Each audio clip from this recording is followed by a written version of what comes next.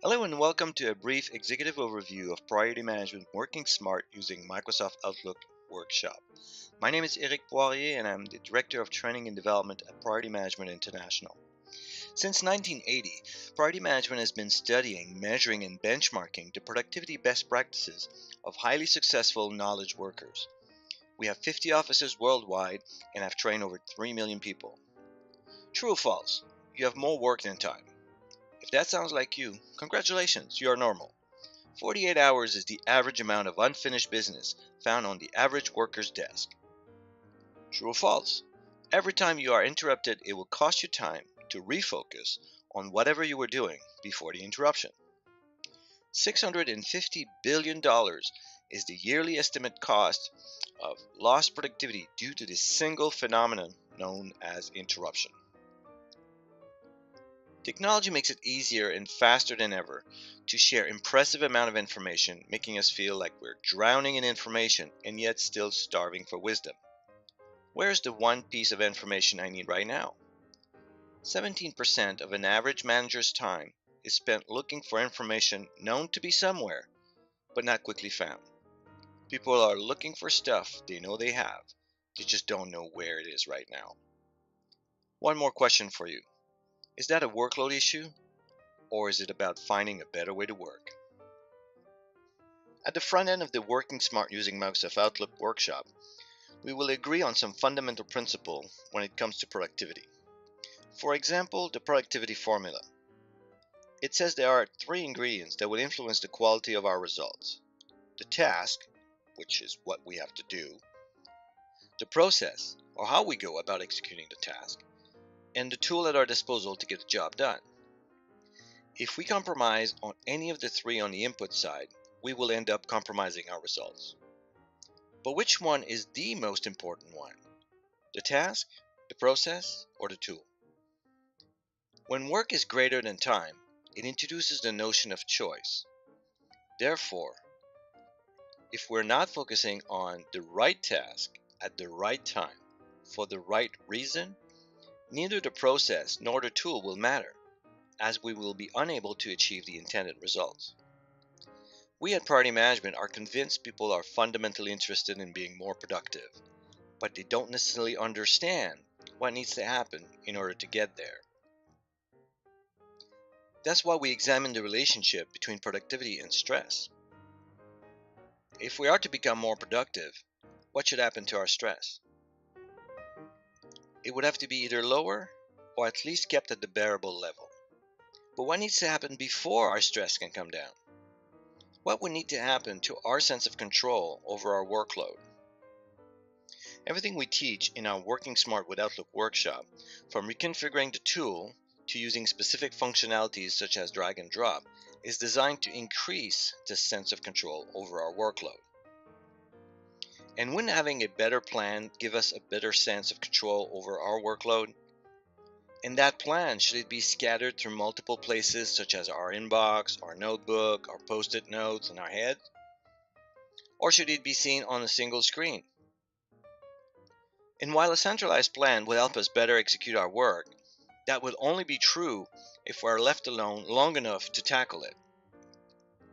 Since change seems to be the only constant, one has to wonder, what's the point of planning? At Priority Management, we teach that planning enables us to understand the impact of change on our work and ensure that we can effectively communicate it. Ultimately, the game of workload management, and also project management for that matter, is played right here. Our capacity and our willingness to communicate the impact of change.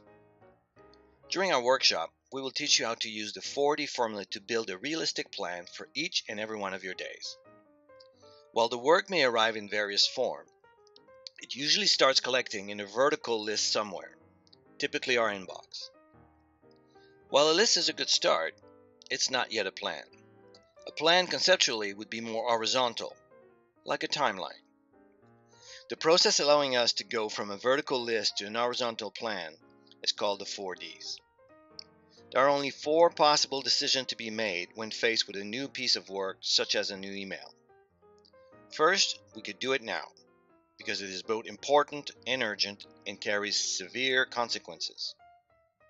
Or Second, if we're not going to do it right now, we need to ask ourselves when, which will prompt us to date activate it.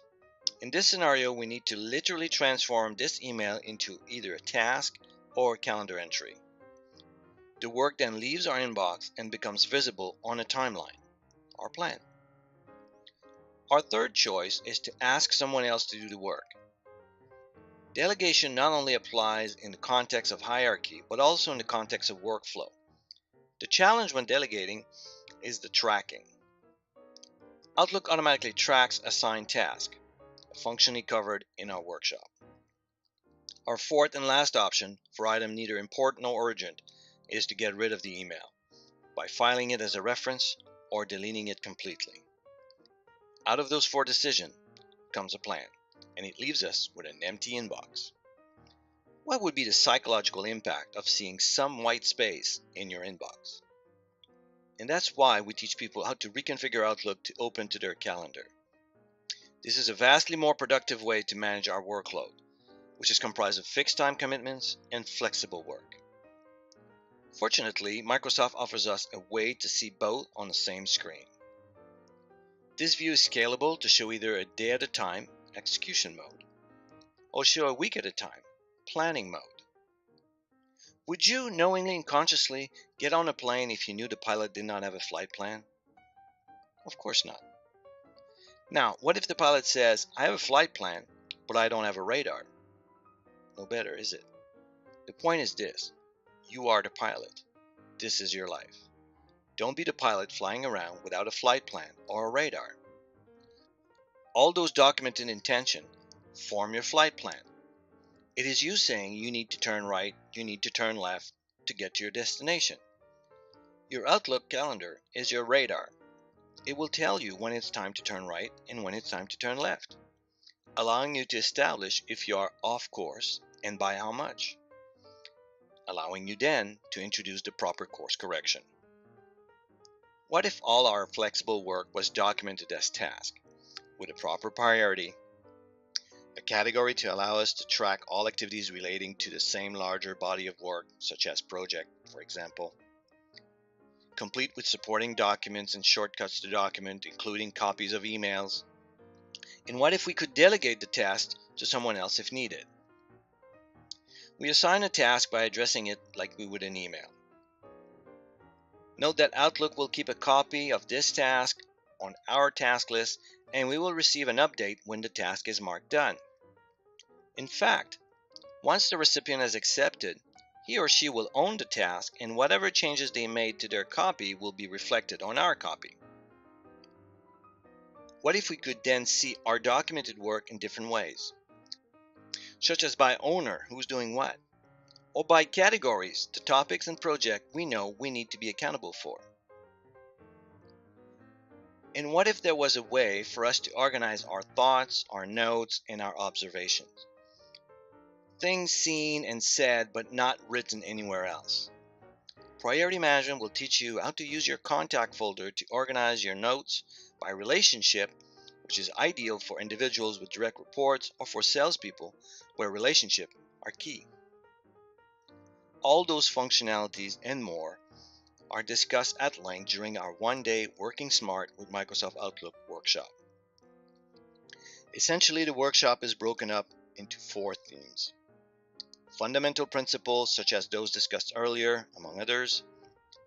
Reconfiguration of Outlook for it to be a better productivity tool.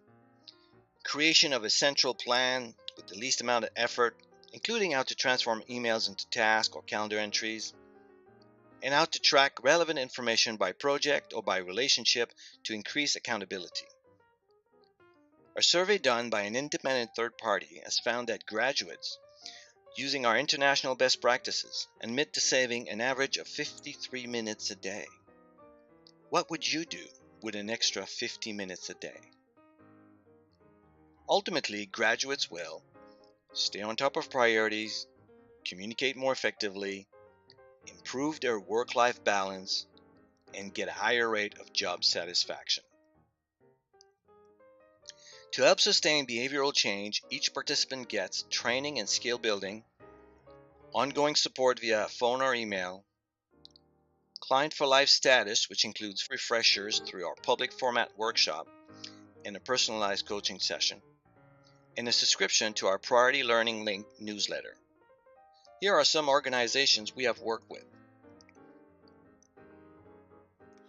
Thank you for watching this brief executive overview of Working Smart using Microsoft Outlook.